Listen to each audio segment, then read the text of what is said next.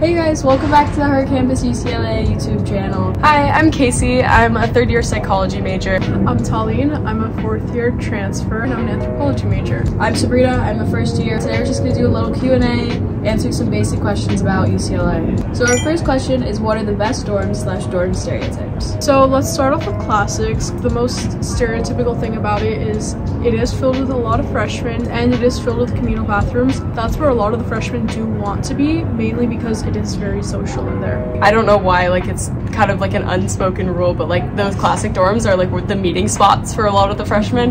But yeah, for the deluxe, that's a step up from the classics, and they are slightly bigger, still communal bathrooms, but it has AC, which is super nice. I was in a deluxe my freshman year. I loved my experience there. I was actually in a building that was built for the 2028 Olympics. They finished building it right before my freshman year, and it was super nice. Like, everything was brand new. And then one step up from that is plazas. So that's where I'm living. Plazas are about the same size as the deluxe rooms. They also have AC. The one thing is that they do have either shared or private bathroom. So shared bathroom means that you and the dorm next to you will share one bathroom, so it's about 6 people. And then private means you and your 2 roommates will share a bathroom. Yeah, the plazas are going to be less social, but there still are people there. I still found a bunch of friends in my dorm as well. And then one step up from that is suites. Suites, yeah. And it's more like apartment style living, though it is technically still in like the area with the dorms. Usually it's 2 rooms of doubles, which is very nice. It's a little more spacious.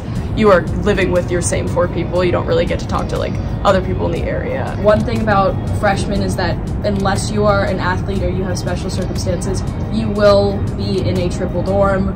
It's something that a lot of people don't like, but honestly, I've had the best experience with it. Okay, next question is, how do students typically commute to class, and how much time does it take to get there? I'm living on the hill right now, so I walk to all of my classes, pretty much walk everywhere. At most, it'll take me about 20 minutes to walk there. It's not too bad. It's honestly great. It's beautiful. Yeah, it's a really pretty campus. To my classes itself, it takes anywhere between 25 to 30 minutes, but it passes by so quickly just because of how beautiful everything is. And for students that do live nearby campus, like myself, I'm not in the dorms at the moment, but I am able to commute either by walking or by the bus or by driving. You do not need a car on campus if you do live nearby. Definitely not a necessity. However, a lot of people do bird or take electric scooters on the premises of campus just to get to their class. A lot of the athletes will do that because the athletes are given electric scooters. UCLA is no wheels campus, so you can't have like a bike going through campus or anything. You can walk. I walk. It's great. I actually live on the sorority road, and it actually happens to be closer to the classrooms themselves. So for me, it takes 5-10 minutes to get to class walking, which is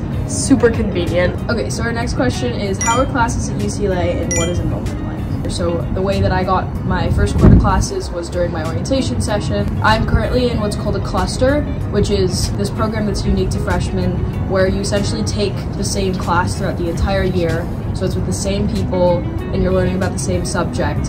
And through that class you get a couple of GEs and a bunch of your requirements out of the way. So a lot of freshmen do try and take these clusters. There's about like 7 or 8 options. They are quite competitive to get into just because by taking 3 classes you get rid of, I think it's like 7 to 8 requirements or GEs. If getting your GEs and your requirements is worth it to you, then I would totally recommend taking it. It's a great experience, honestly.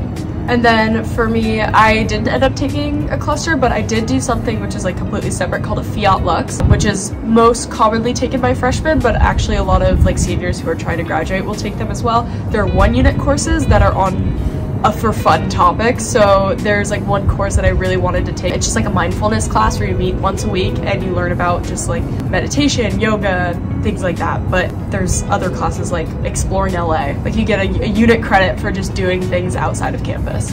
So I'll get into enrollment. Essentially, when you have an impacted major, it's a lot more challenging to get the classes that you'd like, but don't let that define your major. You choose what you want to do, not because of how difficult it is to get classes. Yeah, you might not get the classes you choose. You will graduate though, I promise. If you're wondering like which classes you think you will need to graduate, there's like an online report that you can refer to, and there's also on-campus counseling. Everyone's here to help you like figure out your courses, so it's not a very difficult process. Next question is, what to expect during club recruitment and how competitive clubs are. We're all in a couple of different clubs on campus, so we've got some answers to that. We're all obviously part of Her Campus, but I'm also a writer on the Daily Bruin. I'm one of the sports reporters. A lot of things at UCLA are really about how much you put into it. So like for Daily Bruin specific sports stuff, all depends on the sport you're on. Currently on women's basketball, so quite involved in the student media office all the time. And it's been great. I've met a lot of upperclassmen who have helped me with stuff, like these two lovely ladies. Overall, in her campus, I've had such a wonderful time getting to know different people and different subcommittees. We get to do a lot of things for fun. We went to America's Got Talent last month. We've gotten to go to complimentary concerts to write reviews on them. I have been a part of many different clubs besides her campus, but I think like most importantly, you should, like as an incoming student, know that they are competitive. Not that they're impossible to get into, because we all are a part of some amazing clubs, but it is very internship oriented in the sense where you are going to get a lot out of the club. They expect a lot of time from you. Almost like real life case study type of scenarios to get into clubs.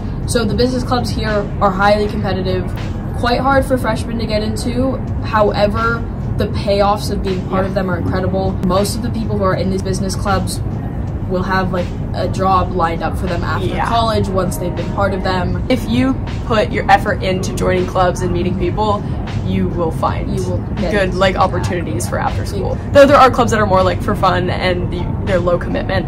Just overall, any club you're looking for, honestly, we have it over here, which is amazing. Okay, so as the #1 best dining hall, we've got a lot of questions about food. So we've got some questions about what the best dining hall is, what are some student-friendly places to explore in LA. So I'm currently living on the Hill. I have all of the dining halls pretty much right by me. Every single one of them is great. Each serves their own different type of food. So there's like American food, Italian food. I could not be happier with the dining hall. Yeah, the dining, I miss it. I only had it for the 1 year that I lived on the Hill, but that food, it's like life-changing. Like you will be fed. I mean, obviously we're ranked #1 in the country, so for a reason. So if you don't have a meal plan, there's also more that you can do on campus. For example, there's Ackerman, which serves a lot of different restaurants such as Panda Express, Veggie Grill, Epicuria, which is to die for. So good. There's also Westwood Village if you don't feel like dining on campus directly. Basically the rest of the town below campus. So most where all the college students are. My favorite spots in Westwood are like honestly the chains. Like we got a CBK, Chipotle, a Cava, Jersey Mike's, and there's also some local places as well and some sit down like restaurants if you're feeling fancy. Even outside of that, all UCLA students have access to a tap card, so you can go pretty much anywhere in the city. With the bus, Yes, with the bus. Sawtelle is my personal favorite. It's our Japantown, except it's not just Japanese food. It's pretty much any Asian cuisine you can even think of. It's LA. We have incredible food here at UCLA and in the rest of the city, and UCLA does give you access to exploring the rest of the city. Our next question is, can you talk about out-of-state versus in-state tuition and how much money is being spent outside of academics throughout the school year? So obviously out-of-state is a lot more expensive than in-state, though there are plenty of scholarship opportunities. Usually when you're applying, they're giving you some opportunities, but even once you come to campus, there are like applications that you can apply to for academic scholarships or financial support. Pretty much there are resources for anything you could possibly need.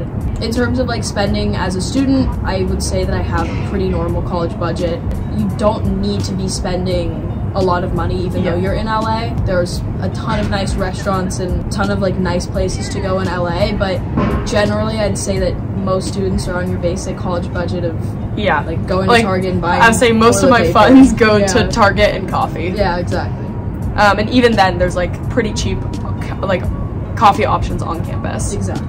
Thank you guys again for all the amazing questions. We hope we were able to answer to the best of our ability, but if you have any more questions like at all, feel free to comment them down below or on any of our socials. We'll try to respond as quickly as possible. Other than that, be sure to follow us on all socials. Thank you guys so much for watching, and we'll see you in the next one. Bye!